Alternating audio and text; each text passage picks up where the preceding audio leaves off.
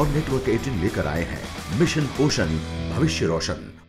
नमस्कार, news 18 special में आपका स्वागत है। मैं हूं आपके साथ विभा उपाध्याय। बुलेटिन की शुरुआत सवालों के साथ। जहन में सवाल तो बहुत हैं, फहरिस्त भी लंबी चौड़ी है, लेकिन आज का सवाल संगीन है क्योंकि पापी पेट का सवाल है। हमें ये सवाल क्यों उठाना पड़ रहा है?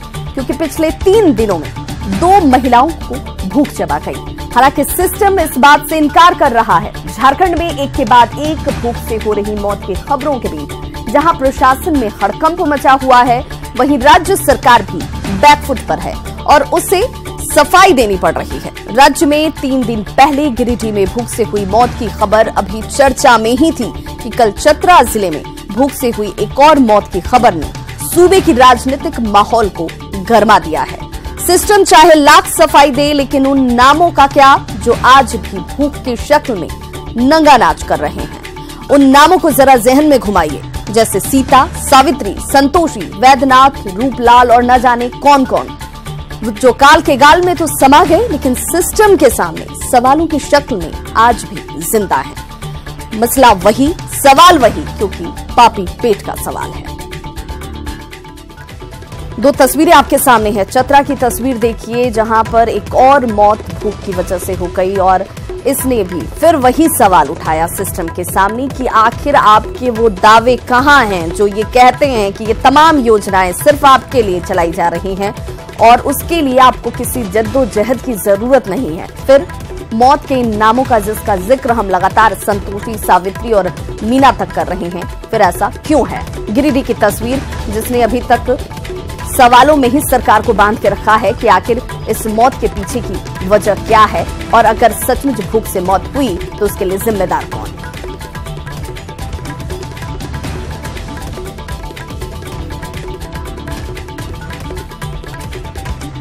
तो झारखंड में भूख से मौत मामले को केंद्रीय खाद्य आपूर्ति मंत्री रामविलास पासवान ने गंभीरता से लिया है। रामविलास पासवान ने अपने सचिव को पूरे मामले की विस्तृत जानकारी लेने के आदेश दिए। उन्होंने कहा कि गरीब परिवारों को अंत्योदय योजना के तहत इस महीने 35 किलो का अनाज दिया जाता है, लेकिन अगर ये गरीब परिवारों तक नहीं पहुंच रहा तो ये राज्य सरकार की जवाबदेही है।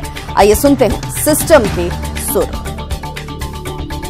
उसको नहीं मिलता है और भारत सरकार नहीं भेजती है अनाज तो हम जिम्मेवार हैं। यदि राज्य सरकार नहीं देती है तो राज्य सरकार क्या कहते हैं कि जिम्मेवार है। उसको क्या कहते हैं कि और अधिकार है, उसको क्या कहते हैं कि नहीं मिलता है तो उसको 1.5 गुना जितना उनका क्या कहते हैं कि MSP का प्राइस है उससे 1.5 गुना जो है क्या कहते हैं कि उनको जो है 1.25 गुना उनको अधिक दे। तो इस बात को हम पता लगा रहे हैं कि इसमें सत्यता। यदि उसको नहीं मिलता है और भारत सरकार नहीं भेजती है अनाज तो हम जिम्मेवार हैं। यदि राज्य सरकार नहीं देती है तो राज्य सरकार क्या कहते हैं कि जिम्मेवार।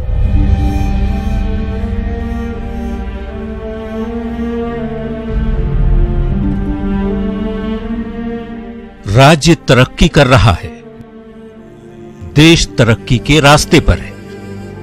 सरकारी आंकड़े विकास के दावे करते कम नहीं पड़ते हैं, लेकिन जब गिरिडीह और चतरा से 2 महिलाओं की मौत की खबर आती है तो वो सुर्खियां बन जाती है। दोनों ही महिलाओं की मौत कथित तौर पर भूख से हुई बताया गया। गिरिडीह की सावित्री देवी के घर 10 दिनों से अन्न नहीं था। राशन कार्ड के लिए ऑनलाइन अप्लाई किया गया था। शायद अब मौत के बाद ही सही परिवार के लिए राशन कार्ड बन जाए और फिर विकास के आंकड़ों में एक और आंकड़ा शुमार हो जाए। करिए शुमार, सावित्री अब आपका विकास देखने तो नहीं आने वाली। आप दावा करते रहे और सावित्री दम तोड़ती रही। उधर चतरा जिले के इटखोरी की मीना मुसहरिन के बेटे का कहना है कि उसकी मां ने भूख से दम तोड़ दिया। अस्पताल में अपनी मां की लाश कंधे पर रखकर एक बेटा भटकता रहा और विकास जाने कहां सोता रहा। 2 मौत ने सोई सरकार की नींद खोली या नहीं ये तो नहीं पता, लेकिन विपक्ष जरूर हमलावर हो गया। राजनीति चमकने लगी और सरकार पर हमले होने लगे। राज्य सरकार की लापरवाही और गैर जिम्मेदाराना कार्य प्रणाली की वजह से पहले गिरिडीह में और अब चतरा में भूख से मौत हो गई। इसके पहले भी झारखंड में भूख से मौतें हुई हैं। रामविलास पासवान जी और आदरणीय सरजू राय जी ने खाद्य सुरक्षा अधिनियम कानून झारखंड में लागू किया और ढिंढोरा पीट करके कहा कि यहाँ खाद्य सुरक्षा अधिनियम कानून लागू हो गया है। जब विकास के दावों पर सवाल उठने लगे तो सरकार भी बचाव की मुद्रा में आ गई। राज्य से लेकर केंद्र सरकार के मंत्री भी सामने आ गए। कि चतरा में जो घटना अखबारों में छपी है, प्रारंभिक जानकारी है कि दोनों माँ बेटा बाराचट्टी के रहने वाले हैं। 15 दिन पहले चतरा में वो आए हैं, तो उनकी मौत हुई है। मौत कैसे हुई है इसके लिए पोस्टमार्टम का आदेश दिया गया है। पोस्टमार्टम की रिपोर्ट आएगी तभी होगा कि मौत का कारण क्या है। मगर ये चूंकि भ्रमणशील लोग हैं, कोई यहाँ के अस्थायी रहने वाले नहीं हैं, इसलिए उनको जो सुविधाएं यहाँ सरकार की तरफ से मिलती हैं वो सुविधाएं तो निश्चित रूप से उनको बाराचट्टी से मिलेगी, बिहार से मिलेगी। इसलिए उसके लिए तो सरकार जिम्मेदार नहीं ठहराई जा सकती है। हाँ, अगर यहाँ हैं, क्या करते थे, किस कारण से मौत हुई है, ये बात सामने आती है तो सरकार का जो भी विभाग संबंधित होगा वो विभाग उसके बारे में कार्रवाई करेगा। यदि उसको नहीं मिलता है और भारत सरकार नहीं भेजती है अनाज तो हम जिम्मेवार हैं। यदि राज्य सरकार नहीं देती है तो राज्य सरकार क्या कहते हैं कि जिम्मेवार है। उसको क्या कहते हैं कि और अधिकार है, उसको क्या कहते हैं कि नहीं मिलता है तो उसको 1.5 गुना जितना उनका क्या कहते हैं कि एमएसपी का प्राइस है उससे 1.5 गुना जो है क्या कहते हैं कि उनको जो है 1.25 गुना उनको अधिक दे। तो इस बात को हम पता लगा रहे हैं कि इसमें सत्यता क्या है। मामला गंभीर था। आनन फानन में जांच के आदेश भी दे दिए गए। दोनों जिलों के अधिकारी जांच में जुट भी गए और फिर इन मौतों पर लीपापोती का खेल भी शुरू हो गया। चतरा के डीसी ने मीना मुसहरिन की मौत को भूख से ना बताकर बीमारी से बताया। उनको शायद टीबी की बीमारी थी मृतक को और संभवतः उसकी वजह से मौत हो सकती है। हालांकि इसकी जो विसरा है वो प्रिजर्व कर लिया गया है और उसको लैब में भेजा जाएगा और जब जांच रिपोर्ट आएगी विसरा की तब और ज़्यादा सही तरीके से पता लगेगा। परिजन और प्रशासन के दावे एक समान नहीं हैं, लेकिन तस्वीरें आपके सामने हैं और वो ये बयां करने के लिए काफी हैं कि विकास किसका हो रहा है। जब गरीब जनता की जिंदगी ही सुरक्षित नहीं, सरकार की योजनाएं ही उस तक नहीं पहुंच रही, तो फिर विकास के ये आंकड़े बेमानी ही लगते हैं, चाहे दावे कितने भी क्यों ना हो। Bureau report, news 18।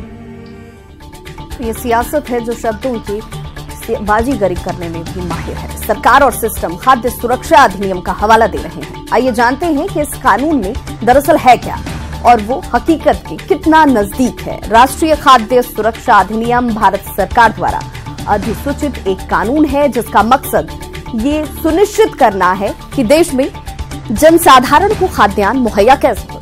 राष्ट्रीय खाद्य सुरक्षा अधिनियम का उद्देश्य लोगों को सस्ती दर पर पर्याप्त मात्रा में खाद्यान्न उपलब्ध कराना है ताकि उन्हें खाद्य एवं पोषण सुरक्षा मिले और वे सम्मान के साथ जीवन जी सकें। इस अधिनियम में कुछ प्रावधान भी हैं और इस कानून के तहत सार्वजनिक वितरण प्रणाली के अंतर्गत ग्रामीण क्षेत्रों में 75% तक और शहरी क्षेत्रों की 50% तक की आबादी को रियायती दरों पर खाद्यान्न उपलब्ध कराने का प्रावधान है। इस प्रकार देश की लगभग 2/3 जनसंख्या को इसका लाभ मिलने का अनुमान है। पात्र परिवारों यानी जो एलिजिबल फैमिलीज हैं उनको प्रति माह 5 किलोग्राम चावल, गेहूं और मोटा अनाज क्रमशः 3, 2 और 1 रुपए प्रति किलोग्राम की रियायती दर पर मिलने का भी प्रावधान है। और इसके अलावा गर्भवती महिलाओं की बात करें तो स्तनपान कराने वाली उन महिलाओं को प्रसव के दौरान 6 महीने के बाद भोजन के अलावा कम से कम 6,000 रुपए का मातृत्व लाभ भी मिलना इस कानून के तहत तय किया गया है। और चलिए अब बात कर लेते हैं सियासी शतरंज के खिलाड़ियों की। जी हां, कल हमने अपने इसी खास कार्यक्रम में आपको बिहार का पूरा सियासी गणित समझाया था, फॉर्मूले का पूरा खाका दिखाया था, लेकिन सीटों का सियासी शिगुफा शांत नहीं हो रहा है।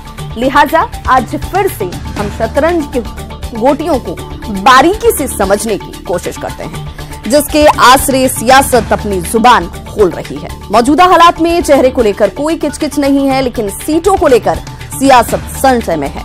ग्राफिक्स के जरिए हम आपको गुणा और गणित समझा रहे हैं। 2009 की बात कर लें तो जेडीयू और बीजेपी ने 25-15 सीट शेयरिंग फॉर्मूले पर लोकसभा चुनाव लड़ा था।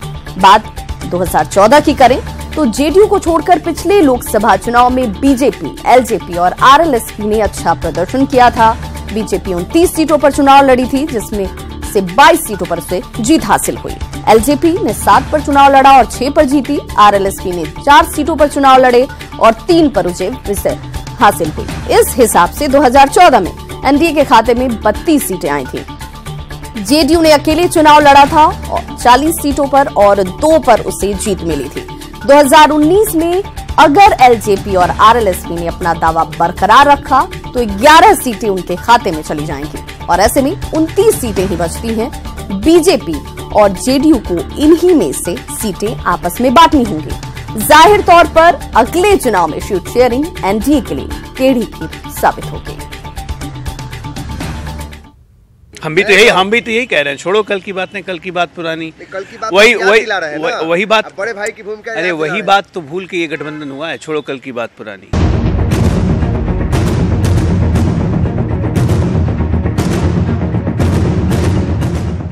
कौन सी बात छोड़ी है और कौन सी बात पुरानी है?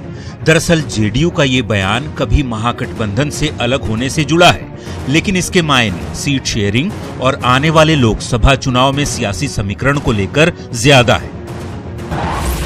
बात 2009 से शुरू करते हैं, जब बीजेपी और जेडीयू का गठबंधन था। तब जेडीयू ने 25 सीटों पर चुनाव लड़ा था और 20 पर जीत दर्ज की थी, जबकि बीजेपी ने 15 सीटों पर चुनाव लड़ा था और 12 सीटें जीतने में कामयाब रही थी।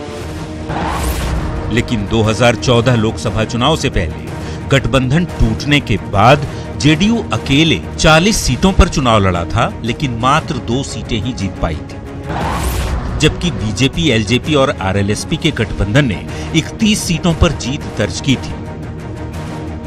लेकिन आज हालात बदल चुके हैं। सियासी समीकरण भी 2014 से काफी जुदा है। एनडीए छोड़ चुका जेडीयू अब फिर से गठबंधन में शामिल है, लिहाजा विधानसभा की मौजूदा सीटों को लेकर जेडीयू बिहार में बड़े भाई की भूमिका निभाना चाहता है और 2019 के लोकसभा चुनाव में पार्टी बीजेपी की बी टीम बनना नहीं चाहती। सो पार्टी नेता इशारों में बीजेपी को 2009 का फॉर्मूला याद दिला रहे। भाई बड़े भाई, जदयू हमेशा से बड़ा दल रहा है बिहार में, इसमें कौन सी नई बात है। आज भी है, आज भी हम बीजेपी से बड़े दल हैं बिहार में। मैंने साफ शब्दों में कहा कि 2009 में हम 25 सीटों पे हम लड़ते थे, 15 सीटों पे भाजपा लड़ती थी, लेकिन आज 2019 में परिस्थिति तो विपरीत है। आज एनडीए में और सहयोगी दल आ चुके हैं। वैसे बिहार के डिप्टी सीएम और प्रदेश बीजेपी के बड़े नेता सुशील मोदी ने भी कहा है कि बिहार में नीतीश की भूमिका बड़े भाई की है और रहेगी। उन्होंने लोकसभा चुनाव से पहले सीटों के बंटवारे का सम्मानजनक हल निकालने की उम्मीद जताई है। तो बड़े भाई तो हैं ही वो, हमसे उम्र में बड़े हैं, उनकी सीटों की संख्या ज्यादा है, राज्य के मुख्यमंत्री हैं और 2000 जब से हमारा समझौता हुआ तब से नीतीश जी बड़े भाई हैं। उपेंद्र कुशवाहा भी कह रहे हैं कि जल्द से जल्द। मैंने कहा कि मैंने एक बात कह दिया, अभी लोकसभा चुनाव में काफी देर है, काफी समय है। जब समय नजदीक आएगा सभी लोग बैठेंगे और सारी चीजों का सम्मानपूर्ण तरीके से, सम्मानजनक तरीके से और उसका समाधान कर लेंगे। लेकिन एनडीए की अन्य 2 सहयोगी पार्टियां आरएलएसपी और एलजेपी अपने लिए क्लियर स्टैंड चाहती है। उन्हें ऐसा लग रहा है कि अगर बीजेपी जेडीयू के दबाव में आ गई तो कहीं उन्हें अपनी सीटें न गंवानी पड़ जाए। ये गठबंधन के भीतर की सारी बातें, मुझे लगता है कि एक बार तमाम घटक दलों की आपस में बैठक हो जाएगी, जो कि 7 तारीख को तय की गई। कौन सी पार्टी का कितना ज्यादा प्रभाव किस क्षेत्र में है, उस आधार पर मुझे लगता है कि सीटों का चयन होना चाहिए। संख्या के लिए नहीं, विनेबिलिटी फैक्टर होना चाहिए। एनडीए की सहयोगी पार्टियां अपने अपने हिसाब से एक दूसरे पर दबाव बनाने की कोशिश कर रही है। वैसे 7 जून को पटना में एनडीए कोऑर्डिनेशन कमेटी की अहम बैठक होने वाली है, जिसमें सीट शेयरिंग को लेकर फॉर्मूले पर चर्चा हो सकती है। लेकिन बड़े नेताओं की खामोशी और सहयोगी दलों की प्रेशर पॉलिटिक्स से लगता नहीं कि सब कुछ इतना आसान रहने वाला है। दिल्ली से दिवाकर तिवारी के साथ पटना से न्यूज़ 18 के लिए अमित सिंह और अमित झा की रिपोर्ट। आपने देखा कि सीटों पर खींचतान के आसार हैं, लेकिन चेहरे को लेकर सभी दलों का दिल एक है, यानी कि नीतीश कुमार के चेहरे को लेकर सभी की जुबान पर हाँ है, क्योंकि नीतीश की छवि बेहतर प्रशासक की है, विकासवादी मुख्यमंत्री की है। जाहिर है अब मौका आ चुका है कि पिछले कामकाज का खाका जनता के सामने रखा जाए। बिहार लोक शिकायत निवारण अधिकार अधिनियम के तहत लागू हुए आज 2 साल पूरे हो गए और इस मौके पर मुख्यमंत्री नीतीश कुमार और डिप्टी सीएम सुशील कुमार मोदी ने कानून के सफल होने का दावा किया। दरअसल 2 साल पहले यानी कि 2016 में आज ही के दिन लोक शिकायत निवारण अधिनियम कानून लागू किया गया था। इस कानून के जरिए मई 2018 तक 18 करोड़ से ज्यादा सेवाएं दी गईं। 2 सालों में 3,25,000 से अधिक मामले दायर किए गए, जिसमें 2,80,000 से अधिक मामलों का निष्पादन किया गया। लोक शिकायत निवारण अधिकार अधिनियम कानून लागू होने के बाद मुख्यमंत्री नीतीश कुमार ने जनता दरबार को बंद कर दिया था। नीतीश कुमार ने तब कहा था कि जनता को उनकी समस्याओं के समाधान के लिए कानूनी अधिकार दिया गया है और इसीलिए अब जनता दरबार की कोई जरूरत नहीं है। जाहिर है इस कानून के जरिए शिकायतों को समाधान मिला है। और हम लोगों के यहाँ तो आप जानते हैं जो सिस्टम है और जो उस समय टेक्नोलॉजी का इतना ज़्यादा विकास नहीं हो पाया था या हम उसको अपना नहीं पाए थे अपने राज्य में, तो वैसी स्थिति में भी इतने कारगर ढंग से काम चल रहा है। और जो टेक्नोलॉजी वाले राज्य थे वो आकर यहाँ देखने आए थे। जहाँ तक वो अच्छी तरह याद है कर्नाटक से आए थे, एक मंत्री तक कर्नाटक से आ गए थे देखने के लिए कैसा होता है। और हमसे मिले, हमने उनको जानकारी दी, अधिकारियों से मिले, उस केंद्र का भ्रमण किया और उन लोगों ने अपने यहाँ लागू किया। ये वास्तव में एक प्रकार की क्रांति है कि जो लोक शिकायत निवारण अधिनियम है, यह वास्तव में एक क्रांति, और इसीलिए मैं मुख्यमंत्री जी को धन्यवाद देना चाहूंगा कि आपने संपूर्ण क्रांति दिवस पर इस क्रांतिकारी कार्यक्रम को बिहार में लागू करने का काम किया है। इस बुलेटिन में बस इतना ही। कल कुछ और बड़ी खबरों के साथ एक बार फिर से होंगे हाजिर। नमस्कार।